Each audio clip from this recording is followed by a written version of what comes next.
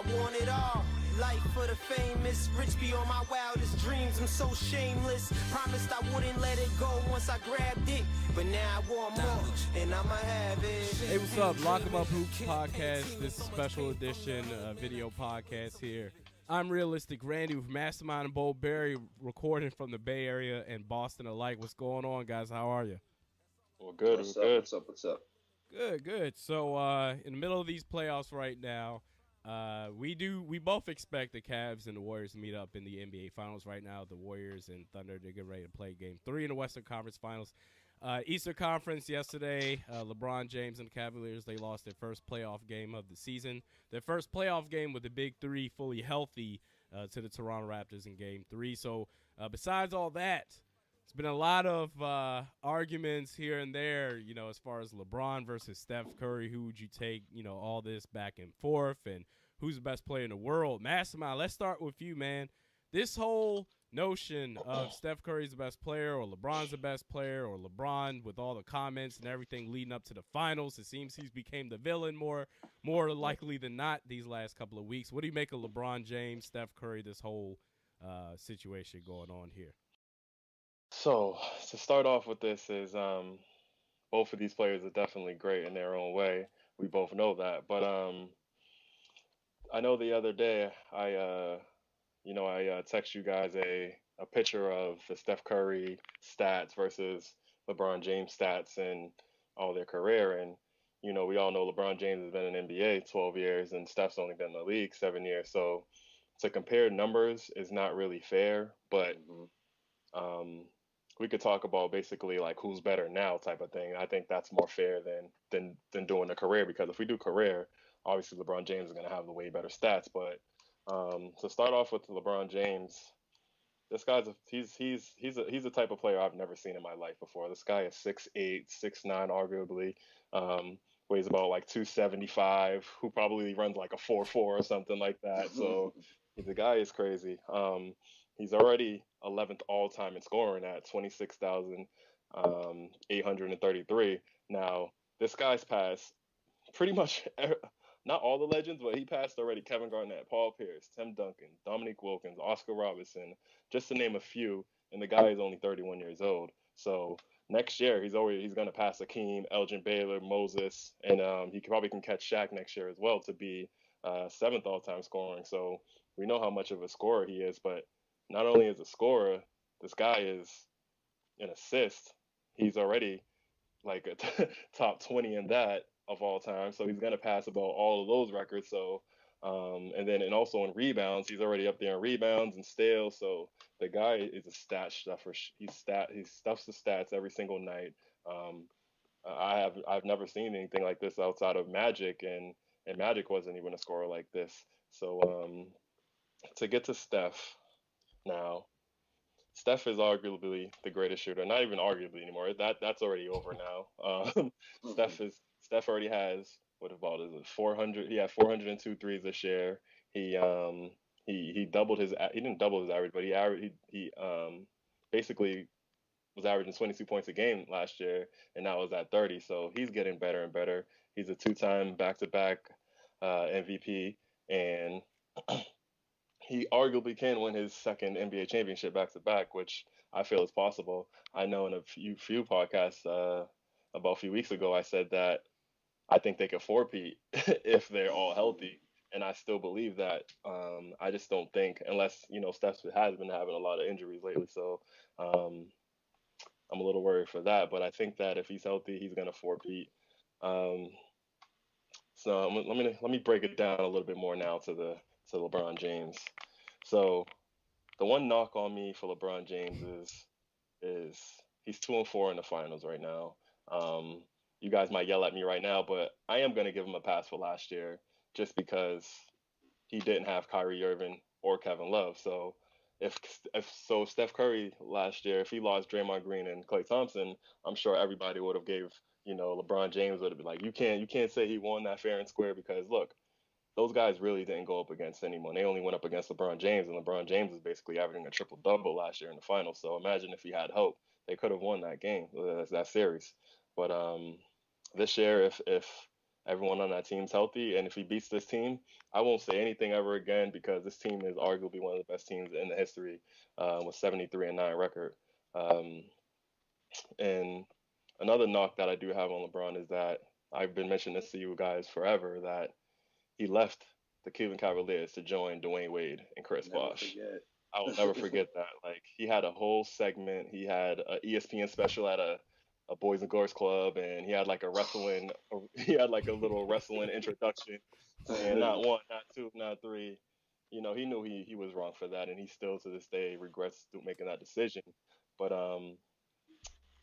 he did come away with 2 NBA Finals championships.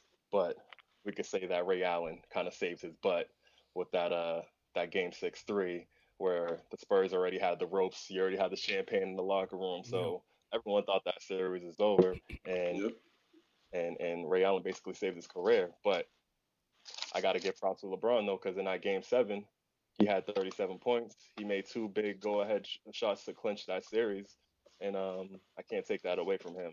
Um, and he also had the crazy meltdown. He had the crazy meltdown in 2010, that first finals when he went to when he played the Mavericks. I think that he was averaging like 17 points a game. There it is, that picture that Law has, or that not Law, realistic Randy has. It's I think and then he had like 17 points a game. He was choked every single fourth quarter of that series. It was crazy.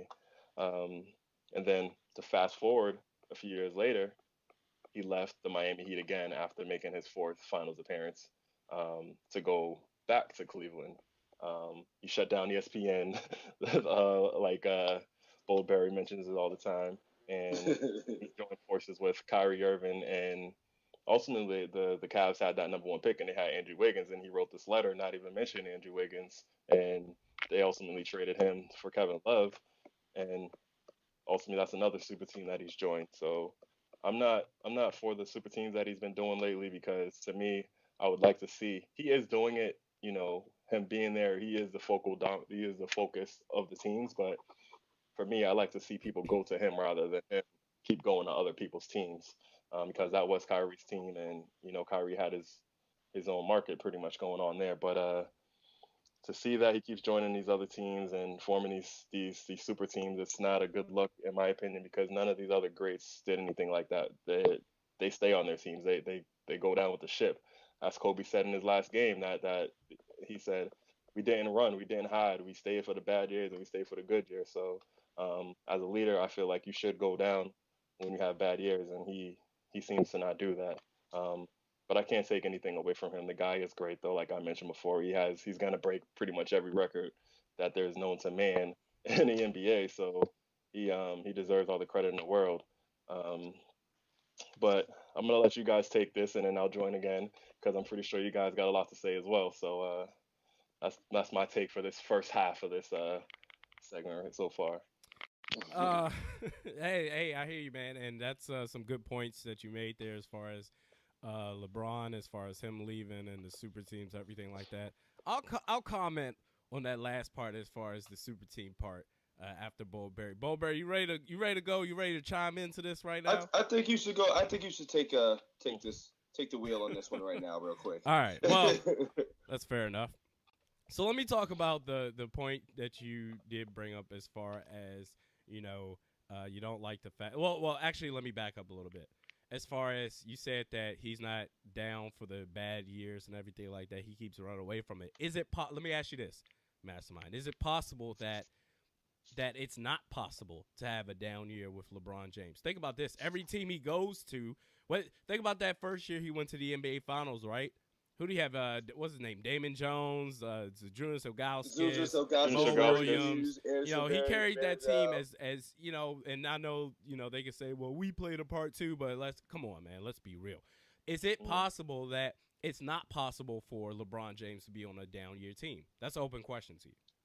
Is it possible for him to be on a bad team? Yeah, because my argument is that he's so gifted and he's, you know, so valuable that it's almost impossible to have a bad year. You're right. He's only missed the playoffs 2 years. I think those are the first 2 years in the NBA, and that's expected as a young player. But I can't give him a pass though. He still made the finals. He still got past those Pistons, and those Pistons beat the Lakers, that Yep. '04 Lakers that that had Shaq, Kobe, Gary And Payton, giving the Spurs Karl is worth Malone. for their money. They beat them, so I can't give them a pass just because they played the Spurs. Who you know what I mean? But you still got there. You got swept. Like you can't get swept. At least win one game during those finals or two games. But he Right. got swept that first year. I can't give him a pass for that one. I don't care who we had on that team. He still got past that Pistons team, and those players performed so well that he still won. I think it was like 50-some games. Still, they still won 50 games. So I can't give him a pass for those ones. Like I said, the only pass I'm giving him is just that one last year. But as far as that, I can't give him a pass because No. you still made the finals. If you make the finals with your team healthy, I'm Right. sorry. I'm just saying, as far as the idea that he always runs away before the bad years come. My point is, you just mentioned he got past the Detroit Pistons, he got past all of them with basically just him. So I don't know if it's possible that any of his teams can ever have a down year. You talk about Miami Heat, that was definitely a super team. I agree there. But That was a force. as far as those, if you're a Miami fan and you're really upset that LeBron still left you, like, what are you complaining about? What if you're a Miami fan, you're like, oh, he left us. He owes nothing to you. He got you 2 titles. I mean, Ray Allen did help out with that second Played one. hide and seek. But hell, He you also got 2 played hide and titles. seek. You got 2 titles with him. He owes nothing to you. He's not a Miami native. It's not like it's D Wade that left you or Who would have anything thought like he that. would have went there anyway? I had no Exactly. idea. That was a surprise Exactly. that he said South Beach. So, But now Yeah. there's the third point as far as the super team now that he's back in Cleveland. I'm not going to say this is a super team. I said this in the last pod as far as the Eastern Conference Finals, how much of it, or Eastern Conference Finals, the whole Eastern Conference in general, it's a joke. It's a travesty. It's an absolute train wreck, an absolute dumpster fire with the biggest amount of pillows and blankets that you can throw in it, because the way that the Cleveland Cavaliers are set up, they are set up like a contender in the Western Conference, as in they've got a couple of superstars and they've got a great supporting cast. If we can honestly sit here and say, if we can celebrate Steph Curry and the Golden State Warriors with Steph Curry, Klay Thompson, Draymond Green, or the Thunder with Kevin Durant, Russell Westbrook, or the Spurs with Kawhi Leonard, LaMarcus Aldridge, and that supporting cast that they have there. because my thing, I'm not gonna just trash. Oh well, the Cavaliers, they're a super team, because the rest of the Eastern Conference is a joke. Yeah. But my thing is that when you mention those teams, like, I know those teams were drafted together. You know what I mean? They didn't join forces. The only one that you could say is LaMarcus Aldridge joined the Spurs, and They had like Like, 10 players joined this year. I kind of cancel that out because Yeah. Tim Duncan is 40 years old. You know what I mean? So he's not even playing the same. So and Tony Parker's like 34 years old as well, but he still did join the team. Like that's a super team too as well. But it's just Kyrie Irving's an upcoming player, man. He knows what he's doing. Kyrie is about to be he's a bad boy. He's gonna be one of the best point guards in the league if he's not already. Outside of Steph and Russell, he's right there. And then he knew what he was doing when he didn't add Andrew Wiggins in that letter and recruiting Kevin Love, because Kevin Love look what he was doing in Timberwolves. Even although he didn't make it to the playoffs, the guy was putting up 26 and 12. So he's an all-star in this league. So he knows what he's doing. He's a GM. He basically just gets these, like, because no one else in the East has 2 all-stars on their team outside of Toronto with Kyle Lowry and DeMar DeRozan. Everyone else just has one star in that team. So it's too much for East to handle. Like, with LeBron alone is like worth 2 guys, and then you got Kyrie and Kevin Love. That's just crazy to me. Well, let me ask you this then. Open question to both of you. Take away, all right, forget LeBron and that, forget LeBron's name for a second. If you look at the Cleveland Cavaliers roster, forget LeBron James as far as, his story and background, everything like that. Look at how they're built. Do you see that much of a difference between any of the top 3 or 4 teams in the West? They're built the same. The Cavaliers compared to those 4 teams. I don't see anything LeBron? super compared to any of the top 4 teams in the West. I look at it. Well, that's the West, but in the East, like, I look in at the it. East, though, it's a super yeah, team. You don't have that. You don't have that type of roster in the East. But why no is one- that LeBron's fault? Because the rest of the GMs don't know how to put a team together. He shook it up 5 years ago when he Oh. had left. When he had left the team, and you go join the top 3 players in like the best positions in the league. But And what you guys about join each other right on the same now? team. What about It's the Same right thing. now? It's the same thing. Kevin Love is easily one of the best power forwards in the game, considering what the numbers that he puts up. You know what I'm saying? Then Kyrie Irving is easily top 5 point guard in the league. Best point guard in the East. And then LeBron's the best small forward in the league. So it's like you're just forcing these things like by like, you know, just leaving and stuff. Like you could have stayed in Miami with like a growing team. Like you want to go face with these young guys who's like 25, 26, 27, like you're 30. Exactly. You're supposed to be kind of closing out and riding in the sunset with that team, kind of like, you know, what everybody blames the Celtics of doing, what they did at like, you know, 30 years old. He's supposed to stay there. But, you know, that's a different story when you're running away from the pressure. I get it as a business, and I get it. He doesn't want to waste any years in the NBA like Kobe. He's wasted how many years in the league playing with these scrubs like Kwame Brown and Smush Parker for Yeah, like but he's not playing with scrubs. You will not let go of Smush Parker. No, and that's my thing. Like he threatened the organization and say, you know what, if you don't find players next year, I'm out. He didn't even do that. He said, I'll play in Pluto. No, he did this. He said, look, I want to draft Shabazz Napier, but like, you know, I'm just gonna leave. I'm just gonna leave Pat Riley. Hey, Pat Riley, like you want to call me? I'm in Vegas, but I'm just gonna go leave somewhere else, and then I'm just gonna, you know, shut down the whole website and write a letter, and then that's how you're gonna find out what team I'm going to. Decision 2.0. Like I get it. You don't want to waste any years, so you want to, you know, every single year is gonna be a great year for him and his teams. And look, he's gonna go to the 6 straight finals possibly. So, I mean, I don't think anyone can say they've done that. Look at the rest of these teams, though. Is this the point that I'm trying to make? Look at the rest of these teams in the East. Why would Kevin Love or any of these other players say, you know what, I could choose outside the Heat? You can say, you know, I could choose the Cavaliers, or I could go to the Pacers where they've been having troubles where obviously, you know, Larry Bird, the last time Frank Vogel was extended, you remember before he got fired this season, there were talks a couple of years ago, oh, well, they keep him. There's always been a rift there. Or you could go to Chicago where Tom Thibodeau was causing a ruckus, and you don't know if Derrick Rose is ever going to return and be healthy. Or you could return to Toronto where, you know, they haven't proven themselves until finally game 3 in their own house when Toronto decides to show up in the playoffs. Or you could go to the New York Knicks. Don't get me started on that franchise. The Milwaukee Bucks, the Brooklyn Nets, the Orlando Magic, the Charlotte Hornets. I mean, they started to come around. The Boston Celtics. Where else are any of these superstar players supposed to go without sacrificing at least 2 or 3 years? Wow, we're saying Cleveland's a destination spot, though? That's crazy. I'm about to say. No. That's a little crazy. Absolutely, it's a destination spot. If you're trying to win the East. Not really. If you're trying Nobody's to win. ever been like in a free agent being like, I want to go to I'm Cleveland. about to say, Cleveland is Wherever LeBron goes, all the other players want to join him. What are you talking about? Kevin Love was like, trade me to Cleveland. He said you don't think hold on. Wait, hold on. You don't think Kevin Love didn't have a conversation? Come on now. Like, I'm not gonna say he didn't do that. Come on now. Yeah.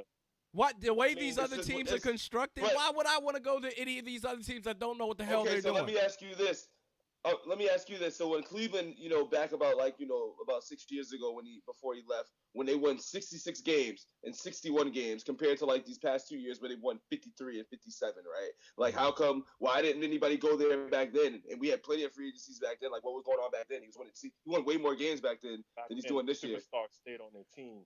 Wait. I hate when people go ahead.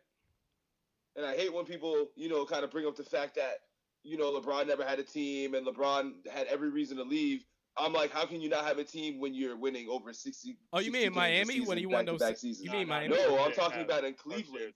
The first few years in like his first stint in Cleveland before he was like, oh, I'm gonna go run away. Yeah. You're saying why didn't he have a team? Why is everyone saying that? Because look at the roster. Are we being for real right now? This is the first time. I'm even including the Miami team. This is the best team he's ever had in Cleveland. And if you're talking about the pre-Miami Cleveland days, I guess so. look at the team. Look at the players they had. In the West, you can get away with just LeBron James. Games no, wait. I'm sorry. In the East, you can get away with just LeBron James in the Eastern Conference. In the West, you're going against the Spurs or the Lakers or, you know, whoever else in the West. He wasn't even getting to the finals with those teams. He wasn't even getting to the finals. He was losing to the Magic. He's losing in the second round. But that's what I'm saying. Like your argument is saying how is everyone making the argument that he never had a team when he won 66 games? Just look at the roster. I think he had decent teams though. It's not. That They was weren't his team, scrubs. yeah. You're They not weren't going to scrubs. win scrubs. anything with a decent They're not team. Not scrubs. in this league. Not in the NBA. All right, Every- so since when is a 66 in 16 team a decent team? I just want to know when that happens. They That's had actually good one of players. the They had greatest good teams, chemistry. right? And then 61 and 21 the following season. If we- is when Well, you had that a Pistons decent team. team won. a Decent teams championship aren't when they won. 60 plus win teams. Those are That championship caliber teams. Listen, if like That was this a goes decent back team. to my point. If we're going to The sit Nets here, were making champion. The If- Nets were making to the finals. you know what? so- I'm glad you brought that up. I'm glad you Nets brought making up the the Nets finals. making it and the Sixers that one time or the Detroit Pistons. Now, the one year they beat the Those are Lakers, that was decent pretty teams. awesome. Those were Exactly. decent teams, but the only serious team out of those teams were probably the Detroit Pistons. The Cleveland Cavaliers, no one expected them to have any fight against the Spurs. The Sixers against the Lakers, come on now. Both times the New Jersey Nets went come on now. Don't even get me started. They The had Eastern good players. Conference- Jason Kidd, I think in the Eastern Conference, yes, they had a great team, but overall in the league, it doesn't matter. You're not going to beat these. You know what? Look, let me go back, do a little history for you guys real quick. This goes back to, and I'm going to introduce Steph Curry in this segment a little bit. Well, right now actually. So we talk about, or Tracy McGrady talked about after Steph Curry won his back-to-back MVP, first ever unanimous MVP. Oh, the league's watered down. This shows how watered down the league is. It's top-heavy, everything like that. Excuse me, I beg your pardon. The NBA has always been top-heavy, where there's only 4, maybe 5 teams maximum that are serious contenders out of 30 teams every single year. Guess what? Only one of those teams are going to be from the East. The other 3 or 4 are going to be out West. Why? Because the Eastern Conference is a joke. And unless you're a super team in the Eastern Conference, you're not going to have much of a chance. Because if you're just a good team in the Eastern Conference, get out of here. Atlanta was a good team last year. They were number 1 seed. You know what I mean? It doesn't matter. The Cleveland Cavaliers, they are built like a Western Conference team. That's why they have somewhat of a chance. The New Jersey Nets, they were a really good team in the Eastern like Conference. a Western Conference team. They're only winning 1 or 2 games when they play them in the finals. They only lost. Exactly. Can't say that. I'm they saying winning the 1 or way 2 games in the finals. look, They're not look, built for the look, West. That means they're not even winning the 1 or 2 games in the series. I'm saying on paper, the way they're built, they are built to have a chance against the Western Conference. Those New Jersey Nets, those Philadelphia Sixers outside of Iverson, you had what? Derek Coleman, Aaron McKee, Eric Snow. Come on, man. What am I supposed to do with that? Got 6 man Oh, year, stop man. it. Oh, Yeah, stop it, man. That's a good award, bro. Stop. Ginobili's man. not good. Come on, man. Come James on, Harden's man. not that good then. Come on, actually, man. no, you don't think James You Harden's can't- that good anyway. You can't. so, James Harden's not top 10. You don't want to go down that road with me again. You don't want to go down that road. Draymond Green, top 10. James Harden. is not. Hey, I'm Cat, sorry. 29 games. I don't know, man. I just don't like. I just wish that he was on. You know what I mean? Like back in the day when Jordan was playing, there was like 1 or 2 stars on a team, but just the forming of the teams, it just makes it so much lopsided. You know what I mean? So we all know. I'm pretty sure the Cleveland's going to go to the finals for the next 8 years because of that team being built. Like, who is even going to come close to beating this team? I can't see it. Doesn't matter. Especially with Kyrie getting better and Kevin Love being as young as he is too, getting better. Kyrie's So still getting better. You don't Kyrie's know. only 25 or something like that. Well, I wouldn't be so quick to say that yet because if I'm not mistaken, Boston, it looks like they have all the ammo that they've ever had in years to be able to make something happen. If they're all right, let's say if they get DeMarcus Cousins, like we talked about, that would make them a contender with Isaiah Thomas. Shake it up. Oh, no. It would really shake it up. up. It would really shake it up. Hell no. What? Really shake things up. What? You got LeBron. LeBron's getting a year older at this He's point. getting too. a year LeBron's older. You have I would Isaiah still be Thomas, better. a scoring So- point guard. You have DeMarcus Cousins, who can score just as efficiently. And we have the perfect defensive Brad system to play like Stevens? LeBron. LeBron is a mental guy too. Woo! LeBron, he Avery goes to Bradley, the guard and he's not Woo! going to fold under pressure like that. Man. At all. I'm just saying, you're saying contenders though. So Avery It Bradley, would be instant. Jay Well, Crowder. I don't think Avery Jack Bradley's still going to be there at that Jared point. You still have to Sullivan, trade him. You know how I feel about that. I don't know. They Got some competing with the picks. Cavs. They got some picks. But Not anyway, competing. my point is that the Eastern Conference, it should not be counted again. I am not a LeBron apologist. All right, I'm gonna say that back and forth. I'm a Mavs fan. I can't stand LeBron when it comes to him when he's winning and stuff. I hate it too. But I am just being objective as I can. The Eastern Conference is a joke. We should not blame LeBron James because the rest of the Eastern Conference can't get it together. Why would anyone want to join the Pacers right now? I'm just blaming him because he could. Pau Gasol's leaving Chicago. Teams to stay, and then it would have been like, kind of even. Like I'm pretty sure he could have been battling with, you know what I mean? The battles would be a little bit different. Like he's sweeping these dudes like it's nothing. Look at the teams. Because he formed these teams. Like if he would have stayed on one team, I'm pretty sure like Kyrie and him would have been battling Dwayne Wade. Like it would have been different. Why didn't he just stay in like Miami? So we're doing the what ifs now. The what ifs. To stay. Really? Saying, there would have been more battles though, instead of like this. It's just too lopsided in my opinion. If we can sit here, but if this is what I'm saying, if we can sit here and celebrate Steph Curry, Klay Thompson, Draymond Green, Kevin Durant, Russell Westbrook playing together. All these the Clippers even as a fourth seed. That's different though. None of these guys left. They all got drafted together. None of these guys left and formed it and brought it. It wasn't formed together. It's not even close. They didn't form together. It's not even the same comparison. Draymond Green, the second round, bro. Second round guy, man. This is formed and through draft. And all those guys you just mentioned, they were not like, oh, I'm on this team and I can't win. You know what? Last time I checked, whether it's Steph Curry going 7th or Draymond Green going in the second round, those Eastern Conference teams, like the Sixers, who always end up with the numur 3 pick every single year, or Milwaukee or Orlando, you had a chance to get these players too, but instead you took, I don't know, Joel Embiid, who's never played a game ever in the league. I want it all. Life for the famous, rich beyond my wildest dreams. I'm so shameless. Promised I wouldn't let it go once I grabbed it, but now I want more, and I'ma have it. Champagne dreaming, campaign teaming, so much pain.